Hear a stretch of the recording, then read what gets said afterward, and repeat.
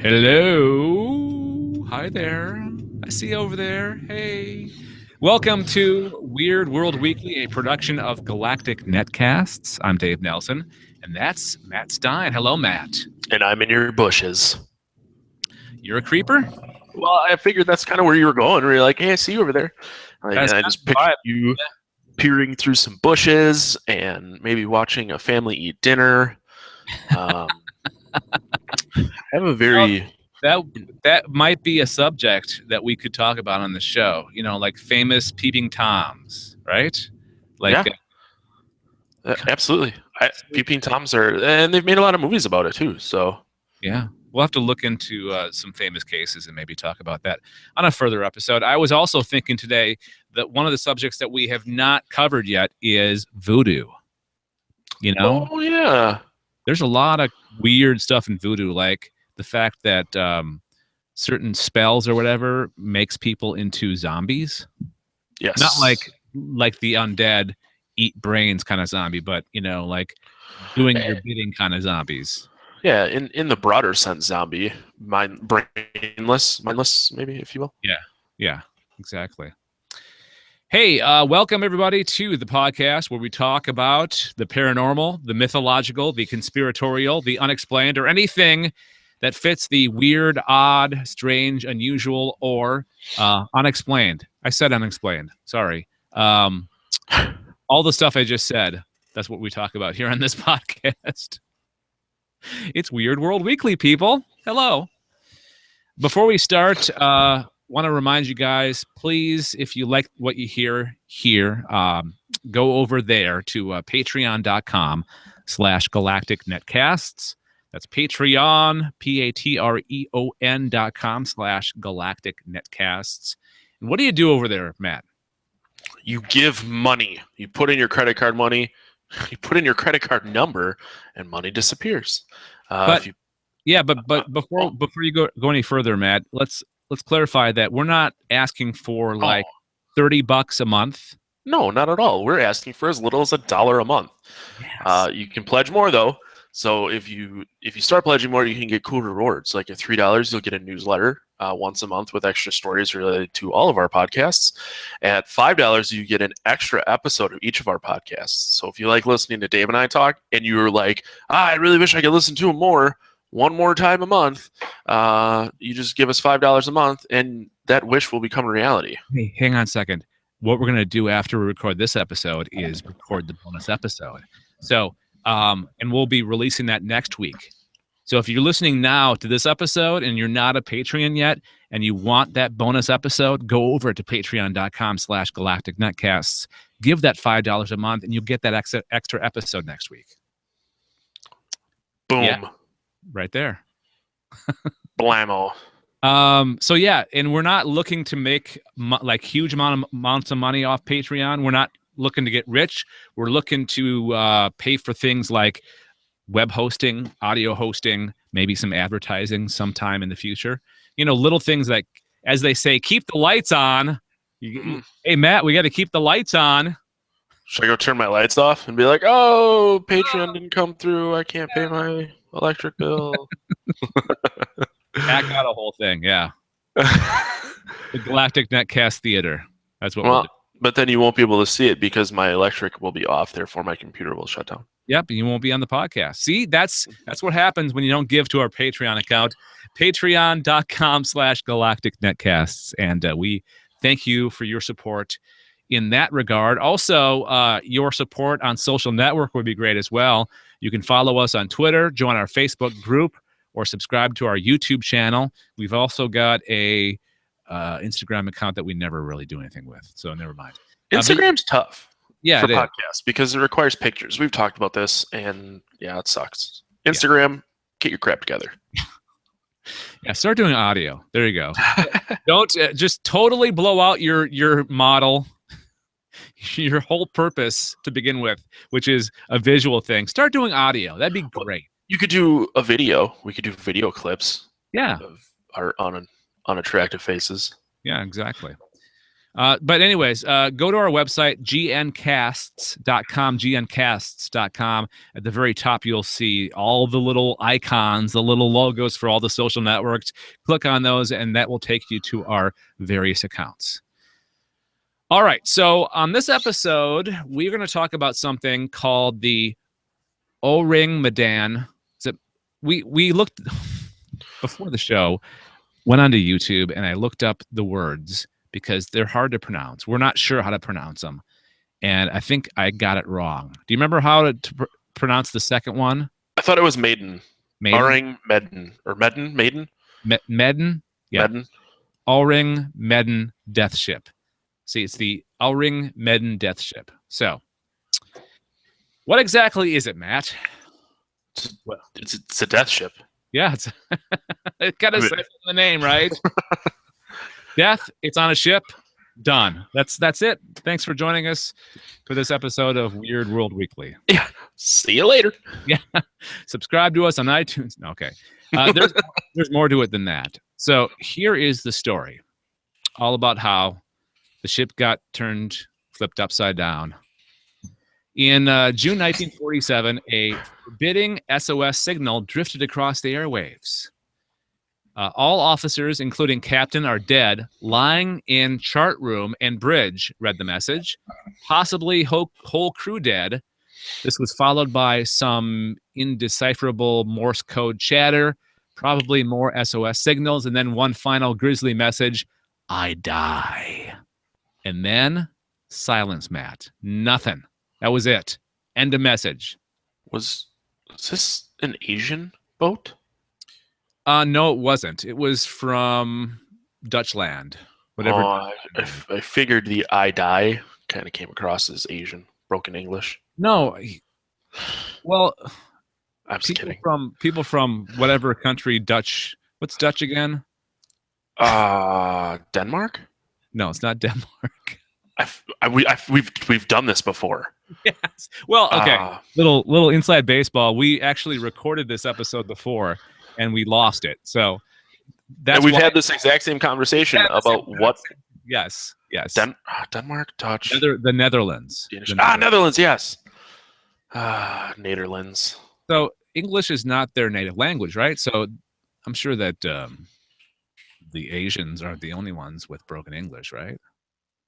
I'm sure it was in Dutch. The translation was made more sense, but to English it just says "I die."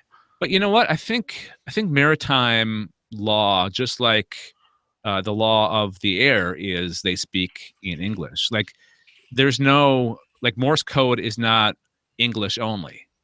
So this is Morse code, right? I would assume so. Yeah, I think it's just one language. So no matter what language you speak originally, I guess that's Morse code's the same. I think. But but if Morse code is a letter, so if dot long or short long, whatever they call it, is an A, there has to be Morse code for other languages because not every language has the letter A. Yeah, you're right. But I think just like, and this was my original point, and then I got sidetracked with the whole Morse code thing. How airlines, flights, aircraft, pilots speak English over the radio, no matter what country they're from. They speak English. So I think you're right, because Morse code. Yeah, right. Morse code, and they have, it looks like the English alphabet and numbers and punctuation and Esperanto accented letters. Okay. Are you running something on your computer right now? Because you're getting crusty once in a while. You're breaking up just a tad. It's not bad. It's just once in a while it's a little annoying. Not that I can see. Okay. Let me close. Bad connection, maybe. I don't know. Stupid America. Okay, so let me ask you a question, Matt. Then after, this signal went out and a bunch of people heard it. What do you think happened? Mass hysteria is my assumption. Yeah, I die. Yeah, that'd be a little freaky to hear, right?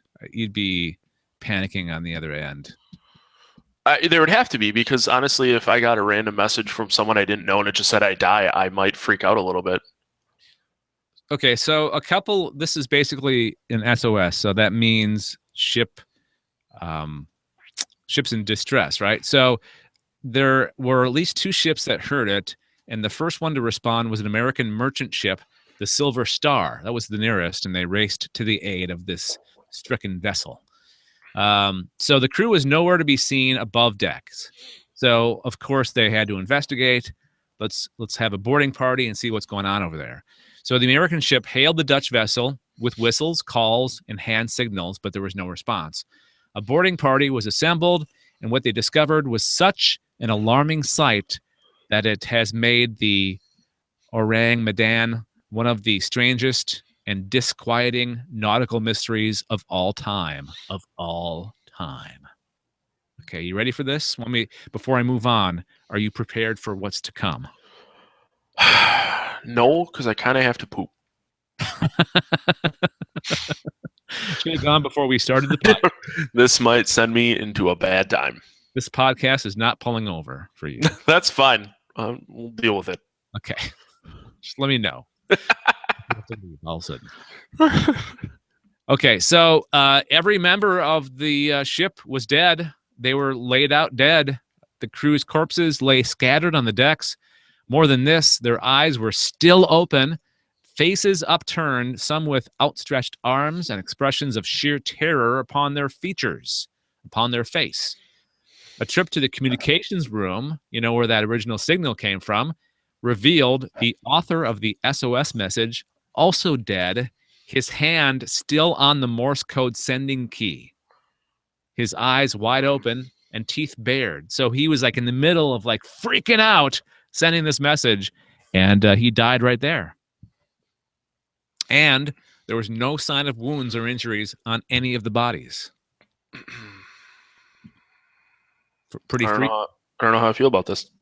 No, it's something sudden and traumatic happened. That's for sure. Yeah. Okay. Most deaf. Most deaf. Okay, so the next thing they decided to do was to tug or pull the ship back to the closest harbor, or back to shore somewhere. So as soon as they started doing that, they discovered there was some smoke. And then they realized that there was a fire. And the fire was in a really, really bad place near the engine room. And they decided to, let's just unhook from the ship and haul ass. And it's a good thing they did, because the ship exploded. All right. It sounds like it sucks pretty bad. It lifted itself up from the water and swiftly sank. So smoke, fire, explosion, it went up in the air and then sank. Gone. The ship is gone. There's no evidence left behind. They have no idea what the hell happened. Why did all these people die? And why did the ship explode? I guess I don't know how much they're really doing anything with it anymore, but I think it's strange that they just don't know what happened to this thing. You tell me they couldn't go on this boat right now and do some sort of testing or some sort of some science, do some science to figure out what happened to these people. Yeah, it might be in a place in the ocean that's really hard to get to, like out in the middle of the Pacific. It's pretty deep, right? So that might be an obstacle. The ship may not be in enough pieces for it to do any kind of investigation. But some people have done research they could do without actually looking at the wreck. So what's his name? Among people doing research is Roy Bainton, Bainton, Bainton. And he writes this: searching the Dutch shipping records, like I said, it's from the Netherlands, seemed only to deepen the mystery. There was no mention of the ship at all, and his inquiries to the Maritime Authority in Singapore drew a blank. So I guess that was the place where the ship departed from, was Singapore. Bainton goes on to Hypothesize that it was deadly leaking gas that caused the crew's demise, stating that the development of such nerve agents. Okay, I took this story piece. I didn't take the whole story from where I got it from, so I think there was a piece before this that would explain the whole nerve gas thing. But let me just sum it up, because the last time we recorded, I did sum it up. So the theory is there was this unit of the Japanese army, and this is 1947, right? So this is only 2 years after the Japanese surrendered. So there was this unit that did secret research and development in the Imperial Japanese Army that was dedicated to biological and chemical warfare. However, after the war ended, Douglas MacArthur, he was the supreme commander of the Allied powers, so he had a lot of power over that region of the world. He secretly, this is his theory, this is like his conspiracy theory, he granted immunity for many of Unit 731's personnel in exchange for providing the U.S. with their biological warfare research. So his theory is this ship was transporting some pretty bad stuff, like some nerve gas, and they didn't know it. And maybe a container was jostled around and sprung a leak, and the nerve gas was released in the air. That's why all of them died suddenly like that, with no like sign of trauma. And then that fire started in wherever it was. Explosion, boom, it sank. Nobody knows what the hell happened. So that's the leading theory as to what happened. What do you think? It makes the most sense. It's the most logical explanation. I would much rather that some sort of I don't know, some sort of demon something or other got inside and killed everybody. It would make for a better story. It would make for a better subject on Weird World Weekly, right? Because that's kind of what we specialize. But we also specialize in these unexplained mysteries. It's not super weird, but it's weird, and it falls into kind of the conspiracy theory category. It was way weirder until there was an explanation. Yeah. So thanks for ruining it. So you would have preferred me just make something up. Mm-hmm. It was an invisible sea monster that sucked the life energy out of each member of the crew. So it's the sea creature came aboard, nobody knew it was there, and it just kind of sucked in all the life force from the crew. And that's why they were all freaking out, like they were like dying of breath. Yep. Okay. Let's go with that. That's way cooler than some sort of gas. We answered it. There you go. That's the reason why all that happened. So mystery, we can close the case. Case closed. Our job is done here. We could just stop doing podcasts now. We figured out everything. All right, so there you go. That's our subject this week. If you have any thoughts on this, please give us feedback. Weird@gncasts.com. That's weird@gncasts. That's GNCASTS.com. You can call our voicemail number, which is 805-328-3966. Oh, wait a second. We have some feedback, Matt. I just read it. Would you like to read it out loud? Yes. This is an email from Seth Wolf. It says, even though he hasn't asked for a while, here's a nice turkey recipe for me. Nothing weird, though. No zombie turkey. Not going to turn into a turkey. He says, I love the shows. That's actually a Simpsons reference. Oh. It's an episode where Homer gets a monkey hand, and he gets 3 wishes, and the first 2 wishes backfire. So he goes, all right, I'm going to make a wish that can't backfire. And it's this extensive turkey sandwich recipe, and then he eats it, and he goes, oh, it's pretty good. And he goes, the turkey's a little dry. And he starts crying. He goes, the turkey's a little dry. Yeah. Sounds like this Seth knows you. Yeah, Seth Wolf and I are actually very good friends. He's one of the guys I go to Ohio with for the Arnold Sports Classic, which is next weekend.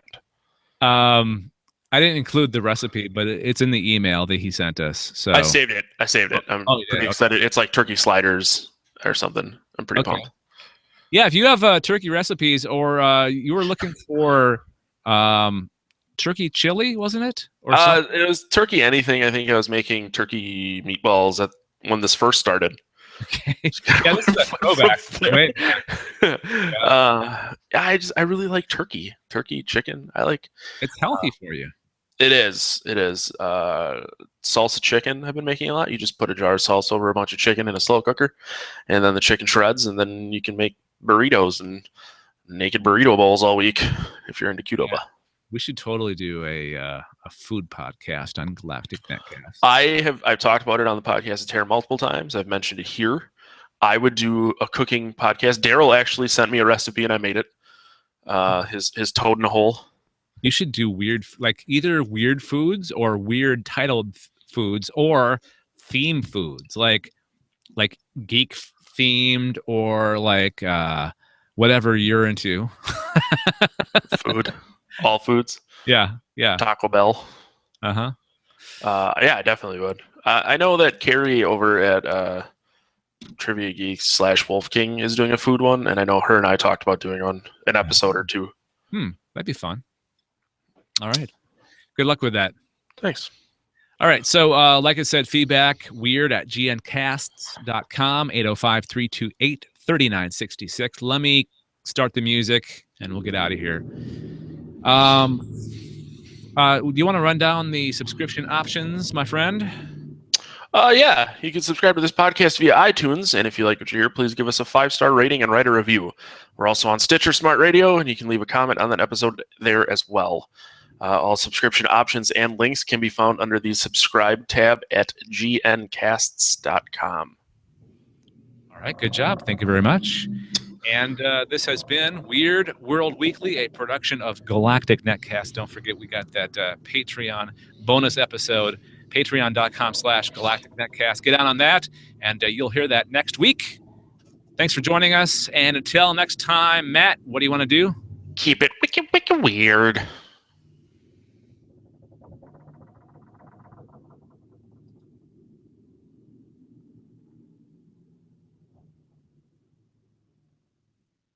All right, there you go. It's recorded. Hang on. I'm going to stop the